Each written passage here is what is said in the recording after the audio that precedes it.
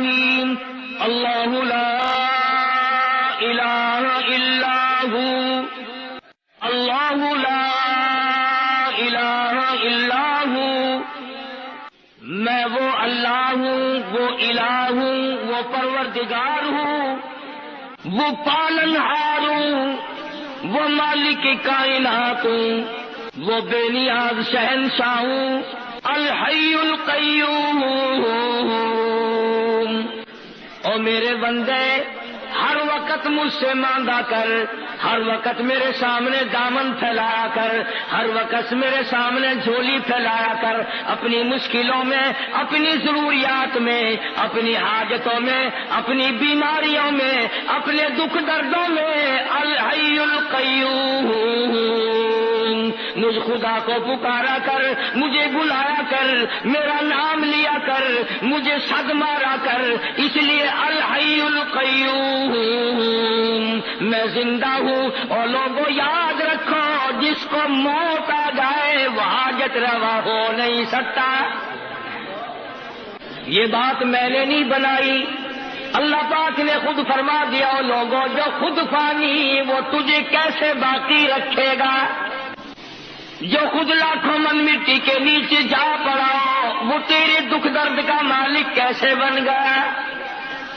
جس کو دوسرے لوگوں نے غسل دیا ہو، جس کو دوسرے لوگوں نے کفن دیا ہو، جس کو اٹھا کر کندھوں پہ دوسرے لوگ چلے ہو، جس کو آوازیں ماری ہو جواب دینے پہ قادر نہ ہو، جس کے پیروں کو دوسرے نے باندھ کر اکٹھا کیا ہو، جس کی آنکھوں کو دوسرے نے بند کیا ہو، جس کا وضو دوسرے نے کرایا ہو، جس کو غسل کسی دوسرے نے دیا ہو، جس کی نماز جنازہ پڑھی گئی ہو، جس کو قبر میں لٹایا گیا ہو، اور میرے بندوں کیوں تمہاری مت ماری گئی؟ جس کے اوپر تم نے خود دھڑا کر مٹی ڈالی ہو وہ تیرا مشکل کشا نہیں، خود مٹی میں دفن کر کے آئے ہو، اندھیری کوٹھڑی میں چھوڑ کے آئے ہو، خود تختے پہ لٹایا، جب دل میں آیا تختے پہ سے اٹھایا، خود کندھوں پہ اٹھایا، جب دل میں آیا نیچے رکھ دیا، جہاں مرضی آئی وہاں رکھ کر جنازہ پڑا، جس طرح مرضی آئی اس طرح جنازہ پڑا،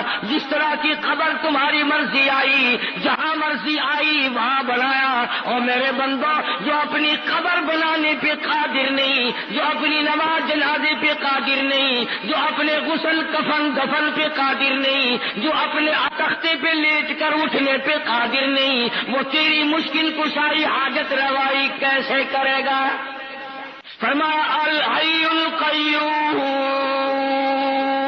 اور میرے بندے، میں حی ہوں، میں زندہ ہوں، ہمیشہ سے ہوں، ہمیشہ رہوں گا۔ الہی اس وقت تو زندہ ہو، شاید تو بوڑھا ہو جائے، شاید تو کمزور ہو جائے، شاید تیری قدرت ختم ہو جائے، شاید تیری گارنٹی مک جائے، شاید تیری چابی ختم ہو جائے، شاید تیری طاقت قدرت کاملہ ڈھیلی پڑ جائے۔ فرمایا نہیں، الحی القیوم، ہو ہی نہیں سکتا یہ۔ ساری کائنات کو میں بناؤں، جب چاہوں فنا کر دوں، جس کو چاہوں موت کا پیالہ پلا دوں، جس کو چاہوں تخت شہنشاہی پہ بٹھا دوں، جس کو چاہوں تخت سے اٹھا کر فقیر بنا دوں، جس کو چاہوں عزت دے دوں، جس کو چاہوں ذلت دے دوں، جس کو چاہوں درجنوں بچے عطا کر دوں، جس کو چاہوں ساری عمر دنیا کی خاک چھان کر مر جائے ایک بچہ نہ دوں، میری مرضی۔ اللہ اللہ الحی القیوم۔ اللہ پاک نے خود بتلا دیا، فرمایا کسی کی مشکل کشائی کرنے کے لیے، کسی کی حاجت روائی کرنے کے لیے، دور سے کسی کی بات سننے اور جاننے کے لیے، یہ تمام کے تمام چیزیں اس کے لیے لازم ہیں جس کو موت نہ آئے۔ پکا کے لے جاؤ دلوں کی تختیوں پہ، جس کو موت آ چکی ہو یا جس کو آ سکتی ہو وہ کبھی بھی رب کا شریک نہیں بن سکتا۔ دو چیزیں پروردگار عالم نے بیان فرما دی، ایک تو موت کا نہ آنا خدا کے لیے ضروری ہے۔ کیوں؟ ایک درویش ہے، ایک پیر فقیر ہے، آج وہ حاجت روائی لوگوں کی کر رہا، کل کو مر گیا، پھر یہ لوگ کہاں جائیں گے؟ دوسرا خاصہ یہ ہے، سمجھتے جاؤ آیت الکرسی بڑے پڑھ کے پھونک مارتے ہو، ترجمہ کبھی نہیں سیکھنے کے، سینے پہ پھونک مارتے ہیں، سبحان اللہ ساری جان پہ ہاتھ پھیرتے ہیں، ادھر ادھر پھونک مارتے ہیں، گھر میں پھونک مارتے ہیں، مریضوں پہ ہم بھی پڑھتے پھونک مارتے ہیں، میں تمہیں نہیں کہتا، مگر آیت الکرسی کا ترجمہ جاننے کی کبھی کسی نے کوشش نہیں کی کہ اتنی بابرکت آیت جو ہے جس سے جن جیسی طاقت بھاگ جائے، اس میں ہے کیا چیز؟ بھئی آج اگر میں یوں کہوں کہ میں نے ایک ایسا ایٹم بم تیار کیا ہے کہ امریکہ روس بھاگ جائے تو ضیاء الحق شام سے پہلے آ جائے گا کہ مجھے بتا وہ کیا چیز ہے۔ جن جیسی طاقت جس چیز سے بھاگتی ہو، خدا کی قسم وہ کتنی بڑی طاقت ہے، وہ کیا چیز ہوگی؟ جن سانپ بننے پہ قادر ہے، گدھا بننے پہ قادر ہے، بڑے سے بڑا جانور بننے پہ قدرت رکھتا ہے، ایک بر اعظم سے دوسرے بر اعظم تک جن ایک قدم رکھ سکتا ہے، لیکن آیت الکرسی سے اس طرح بھاگتا ہے جس طرح ہوا کے سامنے گھاس بھاگتا ہے۔ آخر کوئی چیز ہے نا آیت الکرسی میں؟ تو پہلی نشانی خدا نے اپنے خدا ہونے کی، الہ ہونے کی، مشکل کشا بننے کی، رب ہونے کی نشانی خدا نے یہ بتائی کہ رب وہ ہو سکتا ہے جسے موت نہ آئے۔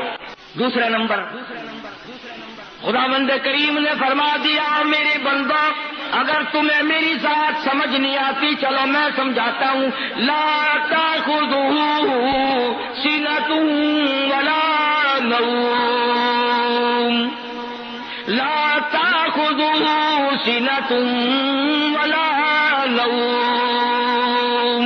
فرمایا خدا ہونے کی ایک نشانی یہ ہے، کسی کی بگڑی بنانے کی نشانی ایک یہ ہے، کسی کی مصیبتوں میں کام آنے کی ایک نشانی یہ ہے اسے نیند نہ آئے۔